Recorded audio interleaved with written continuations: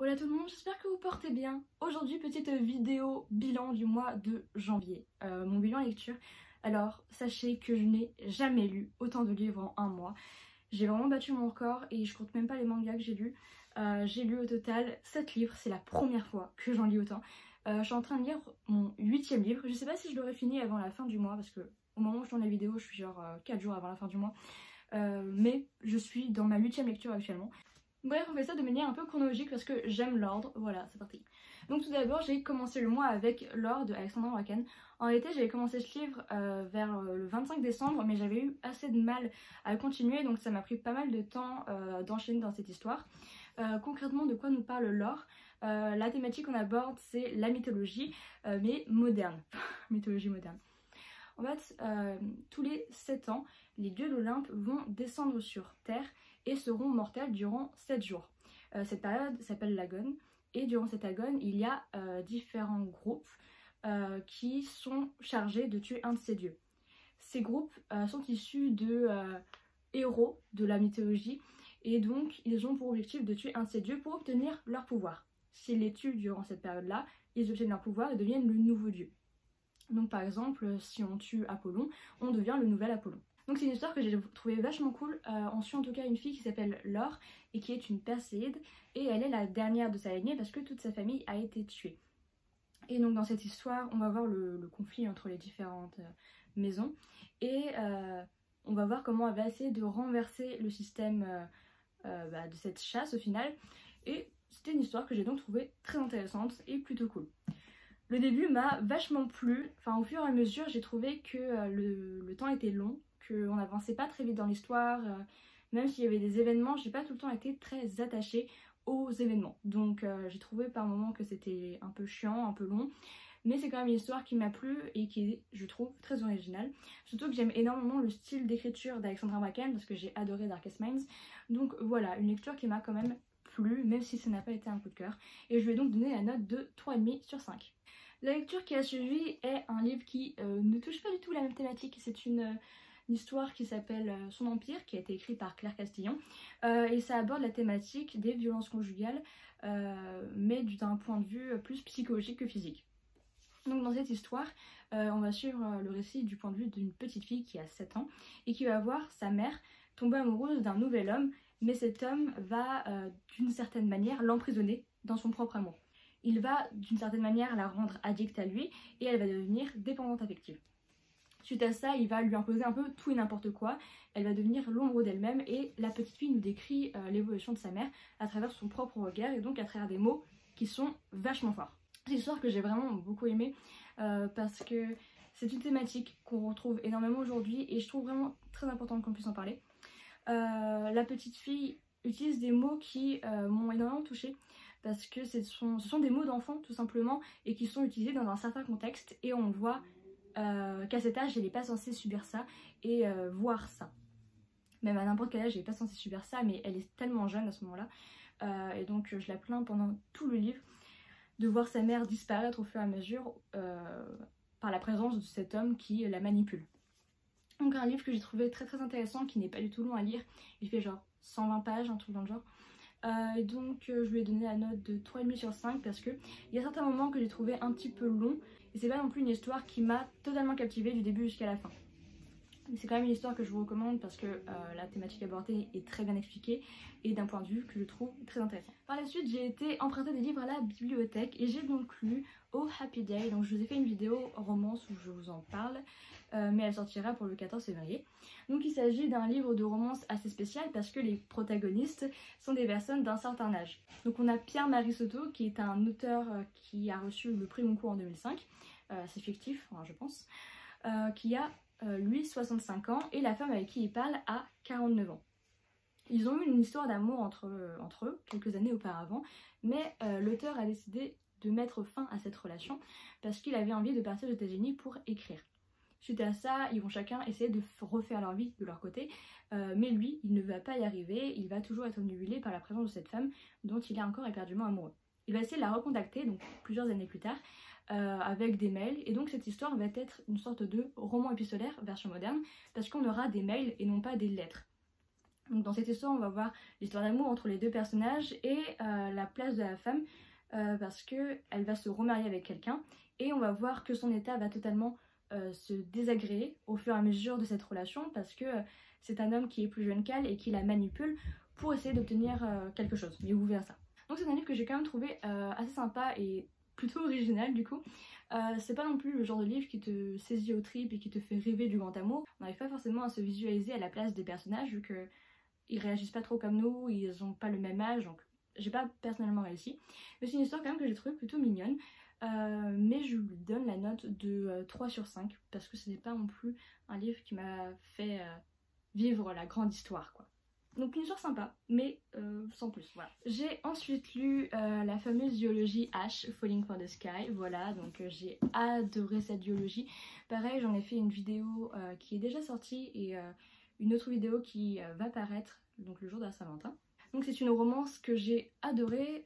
Nous serons une jeune fille qui s'appelle Sky qui va déménager et quitter tout ce qu'elle a pour recréer une nouvelle vie dans une autre ville des États-Unis parce qu'elle a toujours vécu dans un cocon parce que sa famille l'a toujours couvé et elle, tout ce qu'elle voulait c'était vivre sa vie, son one life. Du coup elle va partir dans cette nouvelle ville et elle va être en coloc avec une fille qui s'appelle Veronica et ensemble elles vont aller à leur première soirée. Donc à cette soirée elle va vouloir gérer un gars, donc c'est sa première mission de New Life. Elle veut gérer un gars pour une nuit et donc elle va voir un gars qui s'appelle Ash et ce fameux Ash est déjà accompagné de 2 filles.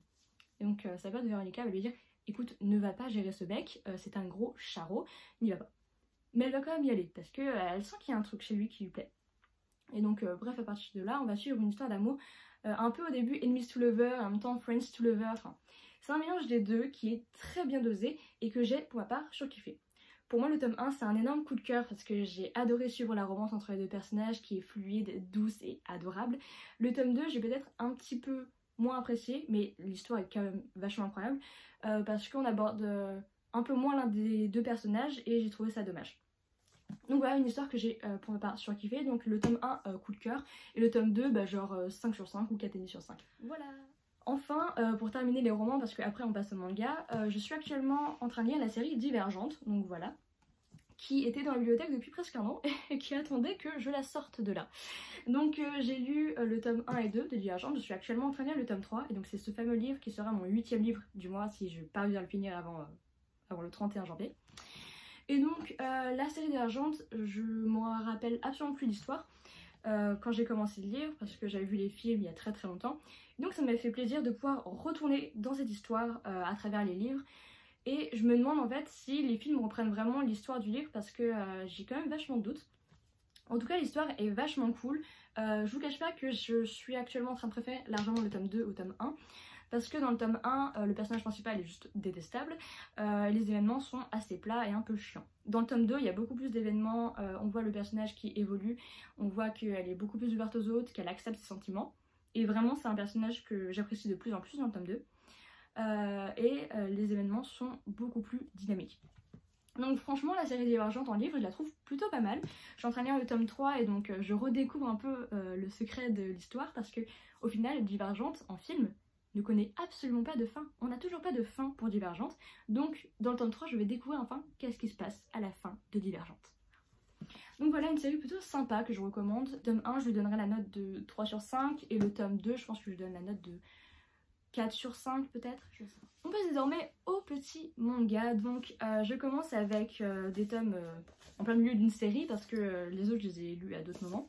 Il s'agit donc du tome 4 et 5 de A End. J'ai déjà fait une vidéo sur le premier tome si ça vous intéresse. En tout cas c'est une histoire que j'ai trouvée vraiment cool, même si dans le tome 5 je commence à percevoir quelque chose qui me déplaît un peu. Mais j'essaierai d'approfondir ça dans une autre vidéo ou quand j'aurai terminé la série. En plus la couverture est genre trop mignonne par contre, j'adore. On peut dire que l'histoire s'ancre parfaitement dans notre monde actuel parce que on va suivre une jeune femme qui travaille en tant qu'infirmière dans un hôpital. Mais elle, son rêve, c'est d'ouvrir une petite boutique de manucure à côté du centre-ville pour permettre aux femmes qui travaillent beaucoup, et à toute personne en fait, de venir se reposer ici, par exemple après la fin de leur travail. Donc elle, ça va être son objectif et donc elle va essayer d'alterner entre le job qui la fatigue énormément et en même temps ce travail qui la fatigue beaucoup mais qui lui fait plaisir également. Et à côté de ça, on a également la romance qu'elle va avoir avec un personnage et en même temps qui est contré par un autre. Enfin, vous verrez ça dans l'histoire. Et c'est une romance qui l'apaise parce qu'elle ne sait pas si c'est un amour qui est réciproque ou si l'autre individu est là uniquement pour son corps. Donc franchement c'est une histoire qui me plaît beaucoup. Le manga fait partie de la catégorie Life, qui est donc style de vie assez classique, ça aborde les thématiques du quotidien, etc. Absolument pas de fantastique, d'aventure, mais ça aborde des points que on pourrait tous rencontrer et c'est ce que je trouve vraiment intéressant dans ce livre, dans ces mangas. En plus j'aime énormément les dessins qui sont assez particuliers, ils changent un peu du style qu'on a l'habitude de voir. Point barre, je les trouve vraiment très beaux et des fois c'est pas toujours très net dans la répartition des cases, ce qui fait qu'on est vachement perdu. Enfin je termine avec le dernier manga que j'ai lu ce mois-ci, il s'agit de Le Sablier de Hinako Ashihara. Pareil, j'en ai parlé dans la vidéo pour la Saint-Valentin, donc vous en saurez plus lorsque cette vidéo sortira. Et donc en fait, dans Le Sablier, qu'est-ce qu'on voit? Donc déjà, il faut savoir que c'est une série en 10 tomes. Dans cette histoire, on va suivre Anne, qui est une jeune fille qui déménage avec sa mère dans le village d'origine de sa mère, qui est Shiname, suite au divorce de ses parents. Sa mère a des grandes difficultés et elle vit de nombreux burn-out. Et un jour, elle prend la décision de mettre fin à ses jours. Ça va totalement détruire sa fille, donc Anne va avoir énormément de mal à se reconstruire et à faire confiance aux autres. Donc ça va impacter toutes ses relations futures. Donc dans cette histoire, on va suivre la vie de Anne de ses 12 ans à ses 30 ans et on va voir l'évolution qu'elle a à travers les différents personnages, à travers elle-même, à travers ses relations, à travers ce qu'elle va vivre. Et donc on va voir que elle grandit sur certaines idées, elle accepte certaines choses et qu'au final, elle arrive à surmonter le décès de sa mère. Donc c'est vraiment un manga que j'ai adoré, c'est un manga que j'ai trouvé également très mignon et très drôle parce qu'on a une romance forcément dans cette histoire. Et il y a un ton très léger qui survient un peu tout le temps. En plus les dessins sont plutôt cute parce que c'est une mangaka qui a dessiné ça, je pense que c'était avant 2010, donc on a un style de dessin qui est assez différent. Mais c'est une histoire qui me plaît beaucoup, j'ai adoré la lire en tout cas. Après, petit conseil pour tous ceux qui aimeraient se lancer dans cette série, sachez que le tome 9 et 10 ne font pas vraiment partie de l'histoire. On va dire que l'histoire s'arrête vraiment à partir du tome 8 et que le tome 9 et 10 sont des extras. Donc voilà, en tout cas j'espère que la vidéo vous aura plu. J'étais très contente de pouvoir vous présenter mes 7 livres de ce mois-ci, de très bonne lecture pour la plupart. Je suis vraiment dans un mood actuellement où je veux lire toujours plus. Et même là, actuellement, je vous le cache pas, je pense peut-être commencer à écrire sur Wattpad parce que j'ai vu de plus en plus de personnes le faire. Et je sais pas pourquoi, ils m'ont un petit peu motivée à me lancer dedans. Moi, je sais que j'ai pas mal de difficultés par rapport à ma propre vision, que j'ai souvent du mal à aimer les choses que je fais. Donc ça va être une aventure qui est un peu compliquée, mais dans laquelle je me lance quand même, on va voir ce que ça donne. Et puis écoutez, n'hésitez pas à voir l'évolution de ce Wattpad. Je vous indiquerai donc dans la description le nom de mon fameux Wattpad, mais c'est le même nom que partout, c'est nos.lecteurs, donc voilà. Bref, j'espère que la vidéo vous aura plu et on se retrouve pour une prochaine vidéo. A plus!